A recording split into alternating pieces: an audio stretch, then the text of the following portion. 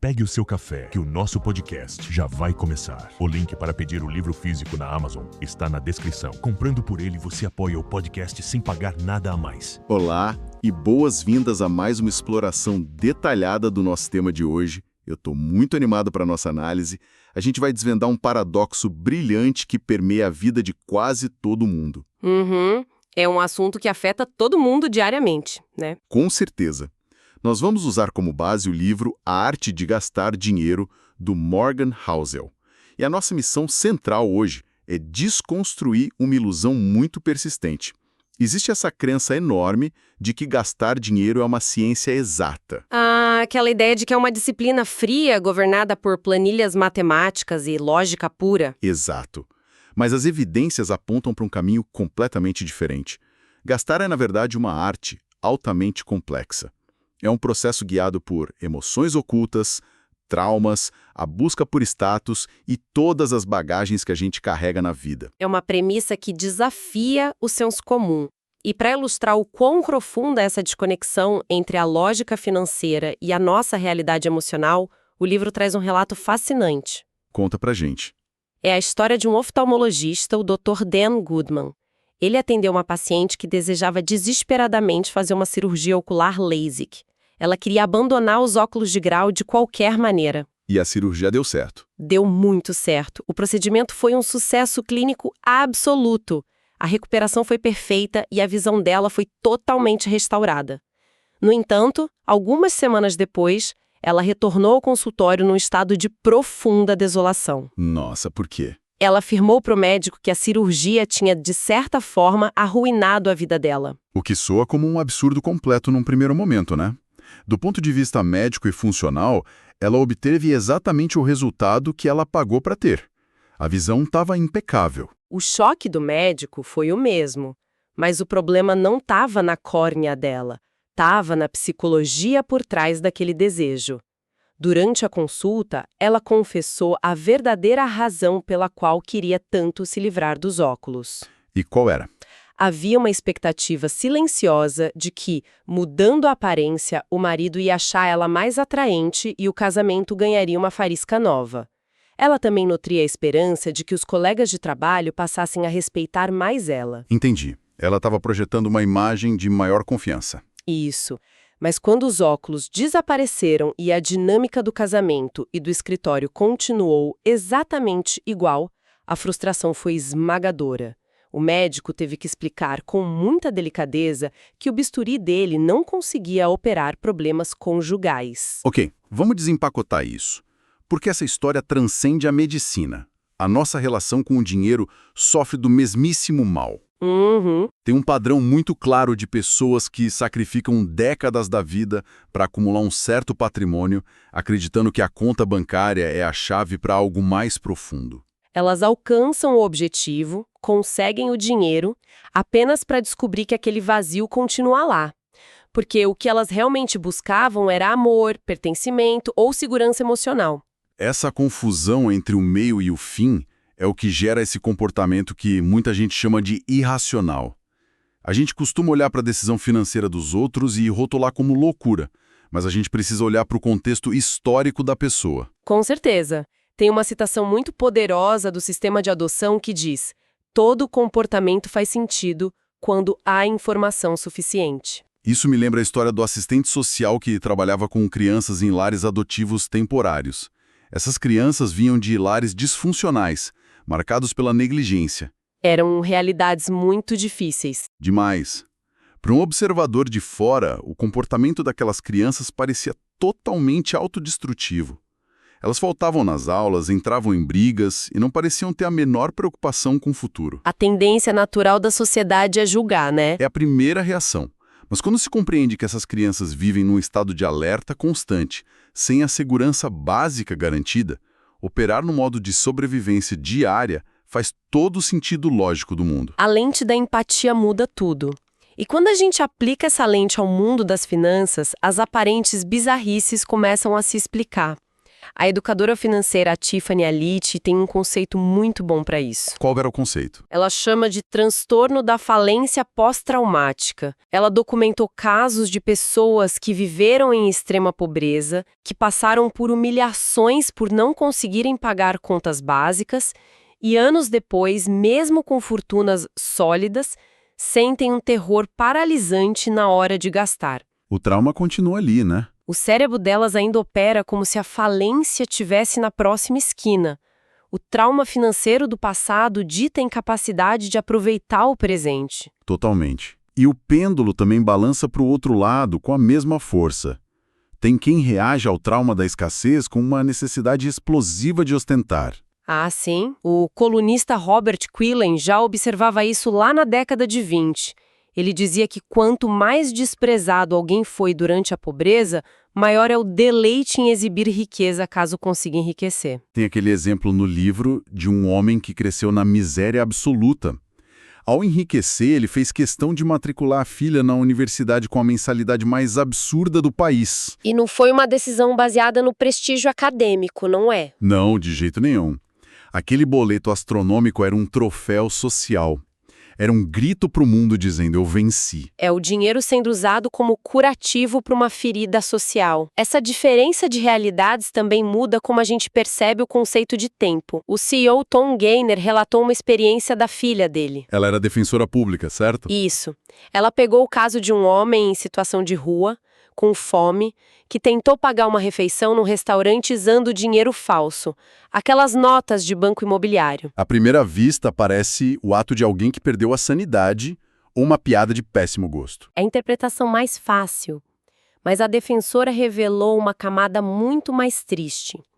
Ela explicou que, para alguém com estômago doendo de fome crônica, conceitos como passado e futuro deixam de existir. A biologia força a pessoa a ser um mestre zen do aqui e agora. Um mestre zen do aqui e agora, que expressão forte. E é por isso que programas de educação financeira muitas vezes falham em comunidades muito pobres. Tem um relato de um casal que começou a rir de um assistente social que tentava ensinar eles a pouparem para o mês seguinte. Eles chamaram ele de pensador do futuro, né? Porque na realidade deles, o planejamento era só como conseguir a próxima refeição em menos de 24 horas. Isso lembra a gente de que planejar as finanças é, em si, um privilégio de quem não está lutando para sobreviver hoje. O que é fascinante aqui é como essas observações se alinham perfeitamente com a neurociência moderna. A pesquisadora Lisa Feldman Barrett mostrou que emoções não são pré-programadas no nosso DNA. Elas são construídas pelas nossas experiências sociais. Exato. Um comportamento de consumo que traz dignidade e orgulho numa certa cultura pode ser motivo de vergonha em outra. Então, usar a própria régua moral para julgar como o outro gasta o salário é muita miopia.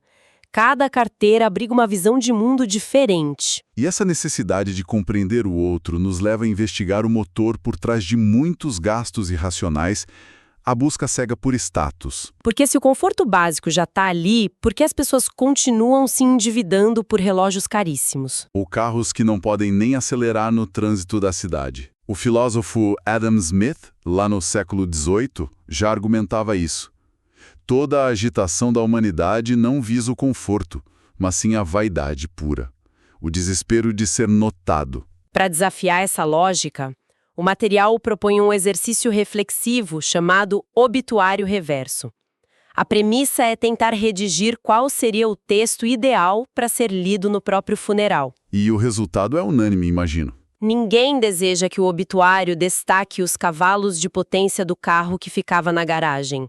Os atributos que emergem como valiosos são a capacidade de amar, a utilidade para a comunidade e a integridade. O que revela uma contradição imensa. Se a gente sabe que essas são as únicas coisas que importam no fim, por que a vida é tão focada em acumular símbolos de riqueza? Porque o status material opera exatamente como junk food. Como comida lixo. Isso, comida ultraprocessada. Gastar rios de dinheiro para impressionar é a forma mais rápida de conseguir atenção. A eficácia é altíssima no curto prazo. Um carro barulhento atrai os olhares de todo mundo no semáforo em segundos. Mas a durabilidade dessa atenção é nula. É um pico de açúcar no sangue. E o mais irônico é que atrai apenas os olhares de estranhos na rua. Não é capaz de gerar respeito genuíno da família ou dos amigos de verdade. É uma admiração vazia. E os exemplos de quem atinge o sucesso e recusa esse jogo são reveladores. O ex-jogador Chad Johnson é um deles. Ao contrário de muitos colegas, ele se recusava a gastar milhões em joias. A lógica dele faz muito sentido. O nome e a reputação que ele construiu em campo já valiam muito mais que qualquer diamante. Perfeito. Tem também o clássico exemplo do Jeff Bezos, dirigindo um Honda Accord comum muito tempo depois da Amazon virar um império. Esses casos mapeiam a fronteira entre o orgulho intrínseco e o orgulho extrínseco. O orgulho intrínseco é de quem você é, a validação vem de dentro. Já o extrínseco é uma casca frágil que depende do aplauso do público. E quando a competência é inegável, a urgência de sinalizar poder através de marcas evapora. O perigo de focar nessa sinalização constante é cair na armadilha que o Benjamin Franklin já alertava. Ele dizia que exibir riqueza raramente gera admiração, né? O que gera, na imensa maioria das vezes, é inveja. Tem a ilusão de que quem desfila luxo está sendo reverenciado, quando muitas vezes está sendo invejado ou transformado em caricatura pelas costas. Exatamente por isso, uma abordagem sábia sugere focar no interior da casa e não no exterior. Como assim? Direcionar recursos para confortos e experiências que a família e os amigos possam desfrutar juntos. O exterior, aquilo voltado para a rua e para o julgamento de desconhecidos, deve ficar o mais simples possível. Aqui é onde fica realmente interessante, porque essa dinâmica esbarra direto na biologia humana, mais especificamente na roda de hamster da dopamina. O escritor Marcel Proust aconselhava pessoas invejosas a estudarem as pinturas do Chardin. A mensagem sutil por trás disso é que a verdadeira alegria não está em desejar mansões, mas na capacidade de enxergar beleza e suficiência na cozinha humilde que já se tem. É o choque entre o ter e o desejar. E a neuroquímica comprova isso. Totalmente. O cérebro humano, movido pela dopamina, não quer possuir coisas novas. Não quer. Não. Ele quer a emoção de buscar coisas novas. A posse mata o desejo. A pessoa sonha anos para comprar um carro de 10 mil. Na hora que as chaves chegam, o cérebro zera a recompensa e já começa a cobiçar o modelo de 20 mil. E depois o de 50 mil. O neurotransmissor só se importa com a corrida, não com a linha de chegada. Isso nos ajuda a entender histórias de extremo contraste. Lembra da história da avó da esposa do autor? Sim, ela vivia com uma pensão super baixa, perto da linha da pobreza, mas passava os dias lendo no jardim, irradiando uma paz invejável sem desejar mais nada. E no outro extremo temos o relato do Richard Nixon, que frequentava a elite global. Ele notou um padrão sombrio entre os ultra-ricos. Muitos eram clinicamente deprimidos, né? Deprimidos, afundados no álcool e assombrados por uma falta de propósito na vida. Se conectarmos isso ao cenário maior da educação financeira, chegamos na maior sabedoria possível. A riqueza não é o saldo bancário. A verdadeira riqueza é a diferença entre aquilo que se tem e aquilo que se quer. A diferença entre o que se tem e o que se quer. Reduzir os desejos proporciona o exato mesmo impacto de receber um aumento enorme de salário. Só que o controle dos desejos está na sua mão, e não na mão do chefe ou do mercado. A expectativa inflada rouba a alegria. Essa ideia ganha vida naquela parábola famosa do pescador mexicano. O executivo de Wall Street, estressado, viu um pescador descansando na praia e sugere um plano de negócios absurdo. Trabalhar mais, comprar uma frota, virar uma corporação internacional. Tudo isso para, no final da vida, poder se aposentar numa vila costeira, pescar de manhã, tirar um cochilo à tarde e tocar violão com os amigos. A ironia deliciosa de que era exatamente o que ele já fazia sem aquele estresse todo. Isso abre a porta para a dura realidade do que o dinheiro simplesmente não pode comprar. A tal da vida oculta das altas esferas de riqueza. Isso. A felicidade exige inúmeros ingredientes. E o capital é só um deles. As taxas de divórcio entre os ultra-ricos são altíssimas. O J. Paul Getty, magnata do petróleo, admitiu abertamente que não invejava outros bilionários. Ele invejava os jovens saudáveis com energia vital e carisma. Tudo que os bilhões dele não compravam no mercado. Sem contar os chamados custos invisíveis.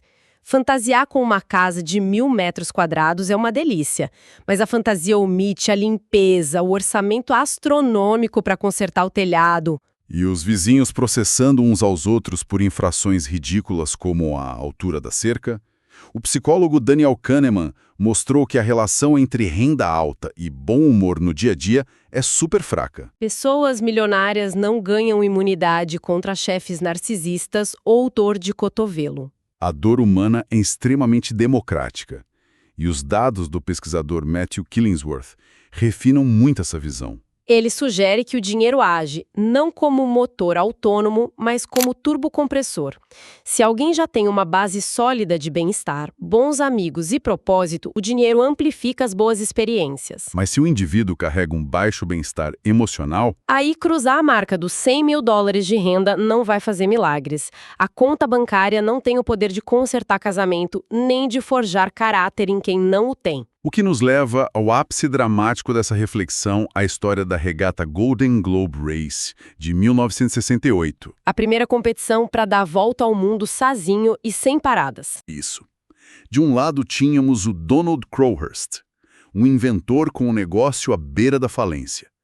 Ele entrou na corrida por desespero absoluto. Precisava do prêmio em dinheiro, mas mais ainda da validação da imprensa. A dependência da opinião alheia foi a ruína dele. Quando o barco começou a falhar, ele teve que escolher entre encarar a humilhação pública de voltar ou seguir para a morte certa. E ele não suportou escárnio. Ele optou por forjar a própria navegação. Passou a falsificar os registros e as comunicações de rádio, forjando uma velocidade recorde. E a imprensa comprou a mentira. Ele virou um herói nacional. Só que a pressão psicológica de manter essa farsa isolado no oceano deve ter sido insuportável. Ele sabia que, ao retornar, os diários seriam auditados e a fraude seria descoberta. A glória viraria um escândalo mundial. O terror disso destruiu a sanidade dele. Os últimos registros mostram o colapso. Pressionado pelo peso de tentar agradar uma plateia invisível, ele pulou do barco e tirou a própria vida. Uma tragédia. E o contraste arrepiante é que, na mesma corrida, tinha o competidor francês Bernard Moitessier. Ele estava liderando a competição de forma totalmente honesta. Mas ele tinha uma aversão profunda a virar uma celebridade comercial, né? Exatamente. A atitude dele foi o extremo oposto. Ao perceber que ia vencer e encarar a histeria da mídia, ele usou um estilingue para tirar uma mensagem para um navio que passava. Dizendo que abandonava a regata para salvar a própria alma. E ele navegou sem parar até o Tahiti, onde foi viver em reclusão pacífica, plantando a própria comida. O investidor Warren Buffett tem um conceito que decodifica isso muito bem. Os placares internos e externos, ou scorecards. Como se aplica aos dois? O Crowhurst foi vítima fatal do placar externo. Entregou o próprio valor nas mãos do público. Já o Moitessier foi blindado pelo placar interno. Ele operava segundo as próprias regras, indiferente aos aplausos. A lição principal para quem nos ouve é que não precisar justificar seu valor para desconhecidos é possivelmente o maior ativo que alguém pode cultivar. E essa independência permite acessar a engrenagem da satisfação, o poder do contraste. Tem um relato daquele rapaz, o Michael May, que ficou cego aos 3 anos e voltou a enxergar aos 46. Ele ficou em êxtase absoluto observando as cores de um carpete comum de consultório médico, algo que todo mundo ignora. E a expedição do Ernest Shackleton, depois de 19 meses presos no gelo antártico, o pico da glória humana para a tripulação resgatada foi um banho morno e um prato de comida simples. Isso ensina que a vida boa não é eliminar o desconforto, mas sim calibrar o luxo. O perigo de transformar mimos em rotina é a morte do contraste. A pessoa que tem um chefe renomado cozinhando todo dia acaba achando a alta gastronomia a coisa mais banal do mundo. O contraste é a faísca da alegria. O Arnold Schwarzenegger diz que a disciplina severa da dieta é o que torna uma sobremesa no fim de semana uma experiência extraordinária. Se todo dia for domingo, o domingo perde o sentido. E toda essa discussão deságua na distinção vital entre riqueza e fortuna.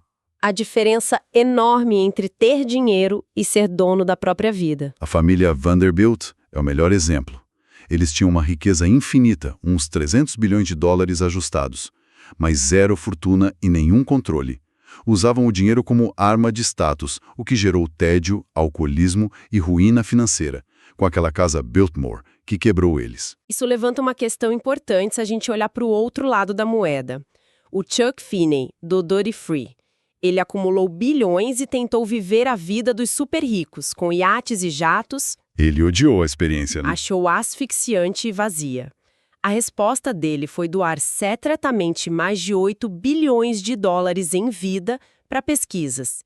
E encontrou a verdadeira independência viajando de classe econômica. A fortuna permitiu que ele fosse dono de si mesmo. Para consolidar tudo isso, o autor propõe o experimento mental da ilha deserta. Se alguém tivesse numa ilha, com acesso a qualquer bem material, mas sem ninguém para olhar... As escolhas mudariam drasticamente. Com certeza. A pessoa escolheria um Toyota confortável e útil em vez de uma BMW esportiva que só serve para o status. No vácuo social, o status não vale nada. Isso prova porque tanta gente compra bolsa falsificada ou vinhos falsos. O bilionário Bill Koch gastou fortunas em garrafas falsas só para pertencer a um clube de elite. Então, o que tudo isso significa? A nossa jornada aqui mostrou que lidar com o dinheiro exige uma escavação psicológica. Exige investigar os traumas de escassez da infância. E ter a disciplina de não ceder ao circuito da dopamina, que sempre empurra a linha de chegada mais para frente. Envolve blindar o placar interno e entender que o patrimônio financeiro só tem valor real quando se converte em autonomia de tempo. E eu deixo um pensamento provocativo para a gente refletir no final. Se a psicologia nos mostra que os desejos de consumo são construídos pela pressão da sociedade, será que o ápice do luxo financeiro não é comprar a mansão enorme ou o carro do ano? Será que é outra coisa? Será que a maior demonstração de riqueza não é conseguir recuperar de forma absoluta o espaço mental que antes era ocupado pelo desejo exaustivo de impressionar pessoas de quem a gente nem sequer gosta? Que provocação sensacional para fechar. O verdadeiro luxo é o sossego mental. Agradeço imensamente a companhia de quem nos acompanhou e a busca por conhecimento em mais uma análise aprofundada de hoje. Até a próxima.